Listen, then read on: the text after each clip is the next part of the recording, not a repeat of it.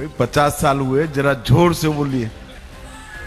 और कई सालों तक इस क्षेत्र में इस संस्था की सेवा की जरूरत है। जोर से बोलिए, भारत माता की। मंच पर उपस्थित पूज्य स्वामी गौतमानंद जी महाराज, मोदी जी की कैबिनेट में मेरे साथी, मेरे मित्र, भारत के न्याय और विधि मंत्री श्रीमान किरण रिजिजू जी, अरुणाचल के ऊर्जावान, युवा और लोकप्रिय मुख्यमंत्री भाई प्रेमा खांडू जी, हमारे उप मुख्यमंत्री महोदय, हमारे शिक्षा मंत्री महोदय, अरुणाचल के गृह मंत्री महोदय, हमारे सांसद और अरुणाचल भाजपा के नेता श्री तापिर गांव जी, यहां पर उपस्थित अन्य मंत्रीगण, शिक्षा आयुक्त अरुणाचल प्रदेश, आज जिनके निमंत्रण पर मैं यहां आया हूं, स्वामी अच्युतानंद जी, स्वामी सर्वज्ञानंद जी, और आज इस समारोह में उपस्थित सभी सन्यासी गण को मैं प्रणाम करता हूं और उपस्थित भाइयों बहनों, आप सभी को जय हिंद कहकर मेरी बात की शुरुआत करता हूं। मैं जब भी अरुणाचल आता हूं तो हमेशा कोई सामने मिलता है और हाथ जोड़कर नमस्ते की जगह जय हिंद कहता है तो शरीर के रोंगटे खड़े हो जाते हैं। पूरे देश भर में इतनी राष्ट्रभक्ति और इतनी जागरूकता शायद मेरे अरुणाचल में ही है और कहीं पर नहीं है। मित्रों, आज एक बहुत पवित्र अवसर पर मैं यहां पर आया हूं। 50 साल से यहां पर एक संस्था के अंतर्गत अनेक सन्यासियों ने इस क्षेत्र के अनेक बच्चे के जीवन को मंदिर बनाने का काम किया है। मेरे गांव में एक सन्यासी रहा करते थे। मैं बचपन में राम जी मंदिर था, वहां जाता था। वो हम बच्चों के सामने कुछ उपदेश दिया करते थे। वो हमेशा कहते थे, मंदिर बनाना बहुत बड़ी बात है, बहुत पुण्य का काम है। स्कूल बनाना इससे भी बड़ा पुण्य का काम है, मगर एक व्यक्ति को अच्छा इंसान बनाना इससे बड़ी पुण्य की बात कोई हो नहीं सकती। और 50 साल तक रामकृष्ण मठ ने एक काम, जहां पर कोई आ नहीं सकता, सोच नहीं सकता, उस जगह पर रहकर सातत्यपूर्ण तरीके से, बिना थके, बिना हारे, अक्षय ऊर्जा कहां से मिलती है मैं समझ नहीं पाता। अक्षय ऊर्जा का स्रोत शायद परमहंस रामकृष्ण से प्राप्त करते हैं, या चेतना के स्रोत, पूरे देश के लिए चेतना के स्रोत स्वामी विवेकानंद के उपदेशों से प्राप्त करते हैं। मगर अक्षय ऊर्जा के साथ 50 साल तक अक्षुण्ण रूप से ये सेवा के भाव को चालू रखने के लिए मैं रामकृष्ण मिशन के सभी सन्यासियों को करबद्ध प्रणाम कर कर मेरा धन्यवाद करना चाहता हूं। मैं यहां आया तब मुझे हेलीपैड पर लेने के लिए हमारे मुख्यमंत्री जी आए थे, किरण रिजिजू मेरे साथ थे। वो रास्ते में मुझसे बात करते थे। अरुणाचल एक दृष्टि से देखिए तो सात अर्थ में नॉर्थ ईस्ट है। नॉर्थ ईस्ट में भी नॉर्थ ईस्ट अरुणाचल, और समग्र नॉर्थ ईस्ट के अंदर कई प्रकार की समस्याओं को हमने सालों तक झेला है। अब धीरे धीरे धीरे समस्या का निरसन भी हो रहा है, निवारण भी हो रहा है। परंतु अरुणाचल कभी भी इस समस्याओं से घिरी हुई नहीं देखा।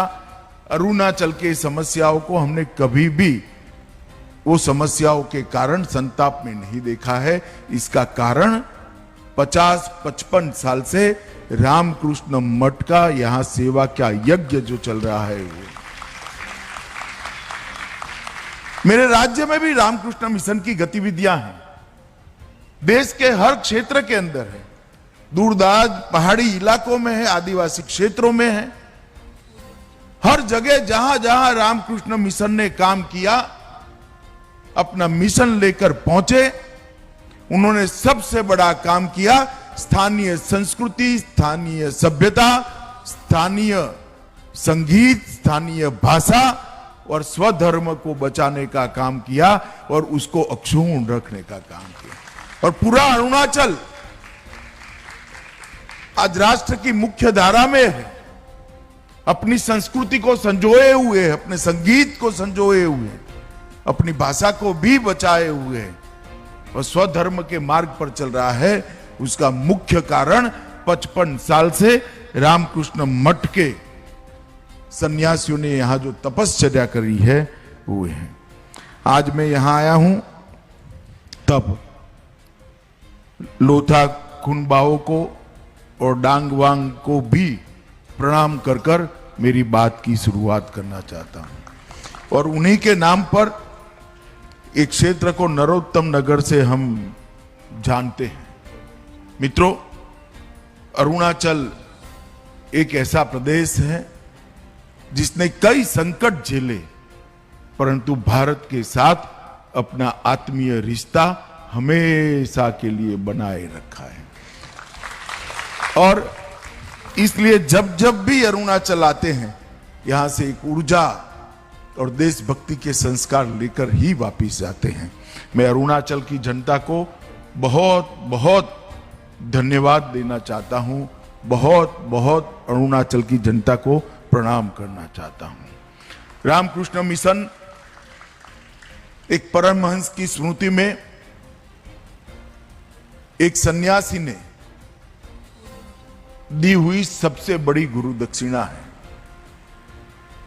भारत में गुरु दक्षिणा की परंपरा बहुत चिर पुरातन है, मगर किसी भी शिष्य ने अपने गुरु को इतनी बड़ी गुरु दक्षिणा नहीं दी होगी जो स्वामी विवेकानंद ने रामकृष्ण मिशन की स्थापना कर कर परमहंस रामकृष्ण जी को। गुरु के संदेश को कोई चकाचौंध के बगैर त्याग, समर्पण, बलिदान और संन्यस्त भाव से पूरे देश भर के अंदर, पूरी दुनिया के अंदर पहुंचाना और सेवा और समर्पण को ही अपना धर्म समझकर आगे बढ़ना, ये शायद विवेकानंद जी के बगैर कोई नहीं सकता। और इसीलिए अपनी मुक्ति तथा विश्व कल्याण के लिए इस सूत्र को लेकर रामकृष्ण मिशन आगे बढ़ा है। और रामकृष्ण मिशन 125 साल लगभग होने के समय पर, जहां भारत की भूमि पर सबसे पहला सूर्य का किरण पड़ता है, वो हमारे अरुणाचल में इतने दूर सुदूर क्षेत्र के अंदर शिक्षा का, व्यक्ति निर्माण का, राष्ट्र भक्ति का और संस्कृति और सद्धर्म के बचाव का काम लेकर इतने सालों से काम कर रहे हैं। यहाँ बहुत सारे पूर्व विद्यार्थी हैं, अनेक लोगों ने देश के निर्माण में बड़ा योगदान दिया है, मगर उनको छोटे से बच्चे से अच्छा नागरिक बनाने की यात्रा ये रामकृष्ण मिशन के इस मठ के कारण, रामकृष्ण मिशन के ये मिशन के कारण आज हुई है। रामकृष्ण मिशन से हमारे देश के यशस्वी प्रधानमंत्री मोदी जी का भी काफी जुड़ाव रहा। मैं इसमें जाना नहीं चाहता, परंतु मैं इतना ही कहना चाहता हूं कि अनेक रोगियों की सारवार करते करते, अनेक विद्यार्थियों के जीवन को घड़ते घड़ते, अनेक प्रकार की कुरीतियों से समाज को बचाते बचाते और समाज की आंतरिक चेतना जो हमारी संस्कृति होती है, इस पर की कितने प्रकार के आक्रमण को रोकते रोकते आज रामकृष्ण मिशन ने एक पुण्य का बहुत बड़ा लोक अर्जित किया है और पूरा देश ये पुण्य के लोक को प्रणाम करता है।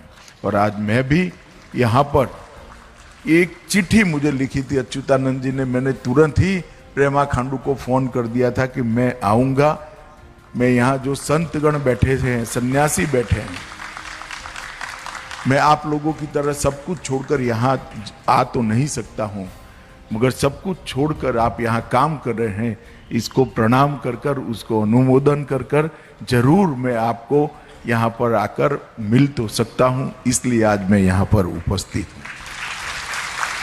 मित्रों, अरुणाचल जैसा मैंने कहा नॉर्थ ईस्ट में भी नॉर्थ ईस्ट है, और मोदी जी ने 2014 से हमारे उत्तर पूर्व को अनेक समस्याओं से ग्रस्त नॉर्थ ईस्ट को बदलने का शुरुआत किया है। मैं मेरे जीवन में नॉर्थ ईस्ट में पहली बार विद्यार्थी परिषद के कार्यक्रम में आया था। किसी के घर पर ठहराया गया मुझे, घर के अंदर संवाद चालू हुआ तो कहां से आ रहे हैं आप? मैंने बोला गुजरात से आ रहा हूं। कि अच्छा, भारत से आ रहे हैं?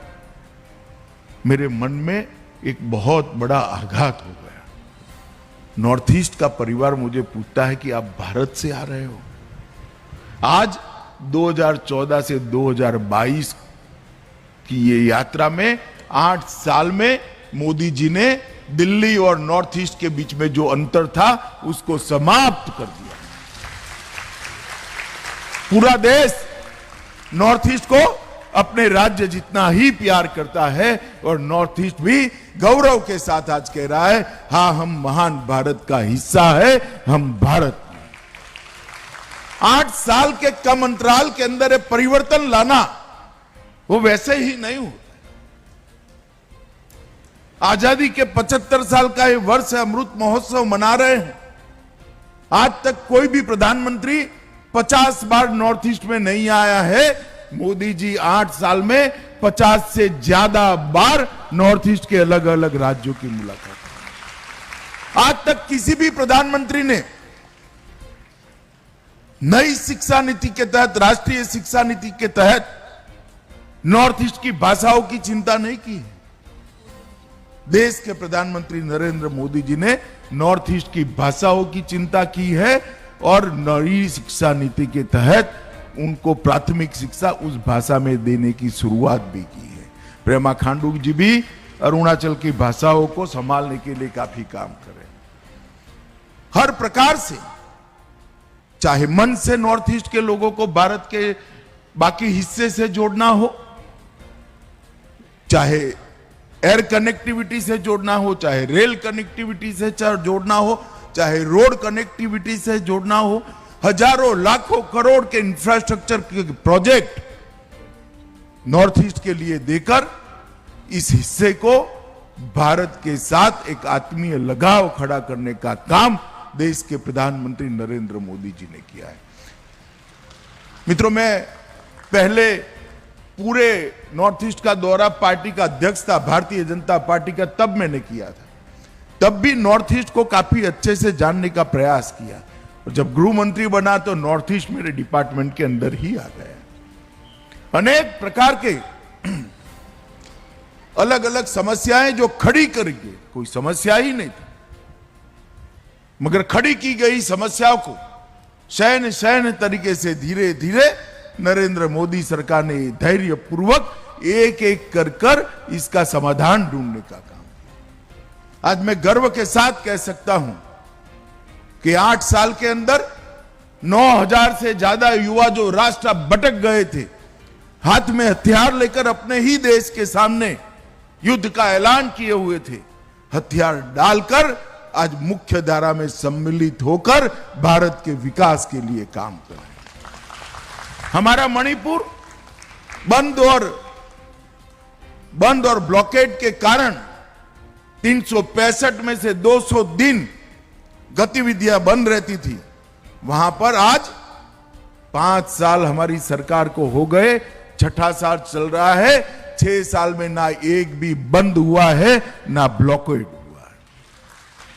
बोडोलैंड की समस्या को इतने सालों के बाद सरलता से सुलझाने का काम देश के प्रधानमंत्री नरेंद्र मोदी जी ने किया।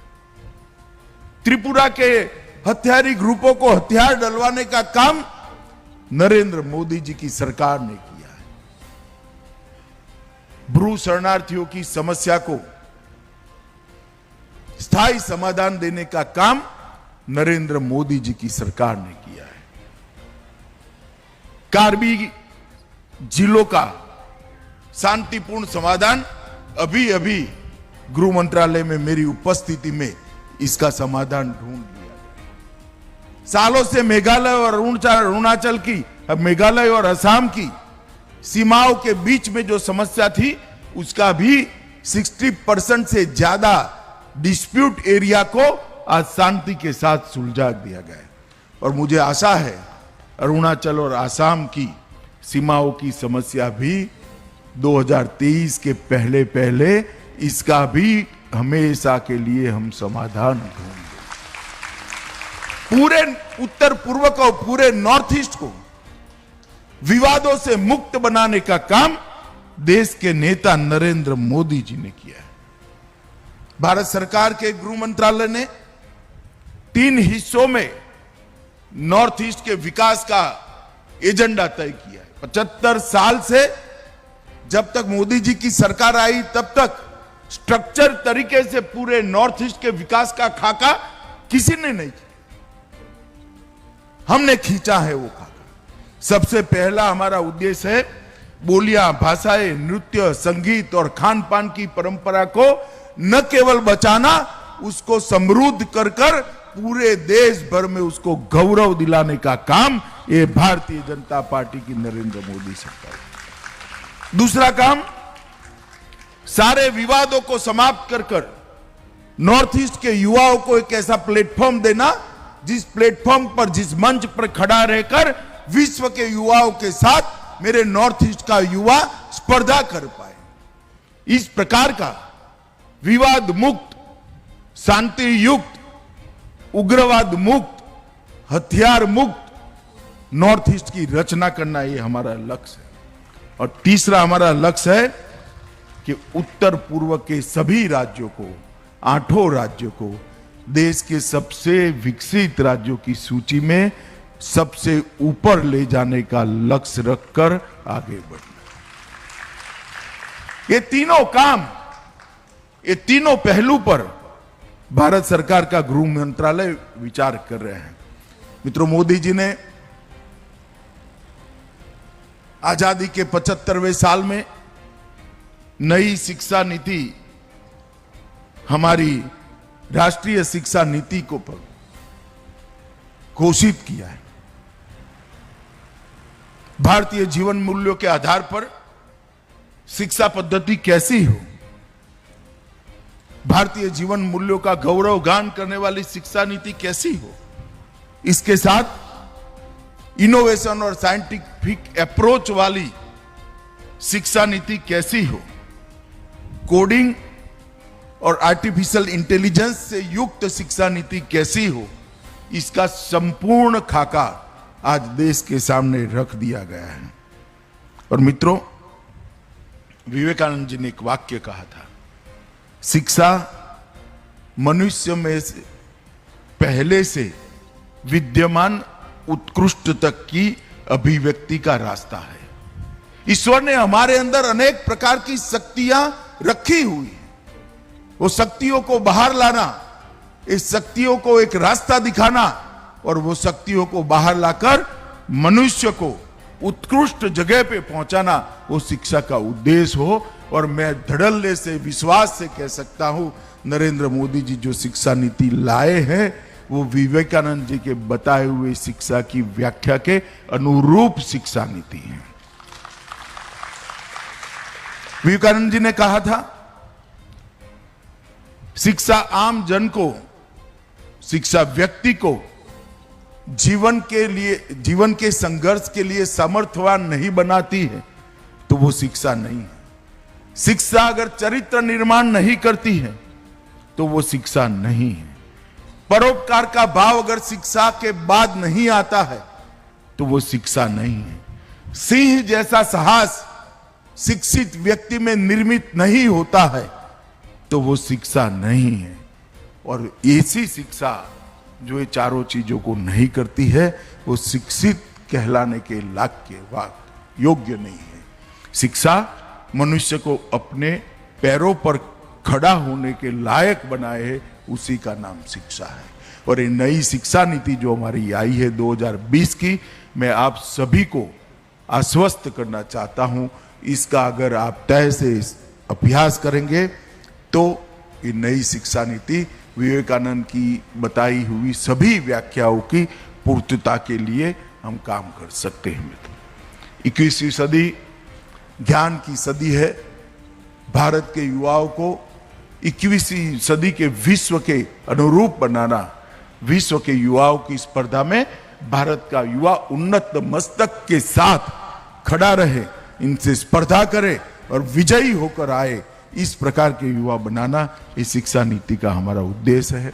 मित्रों, आज थोड़ा देरी से आने के लिए मैं क्षमा प्रार्थी हूँ।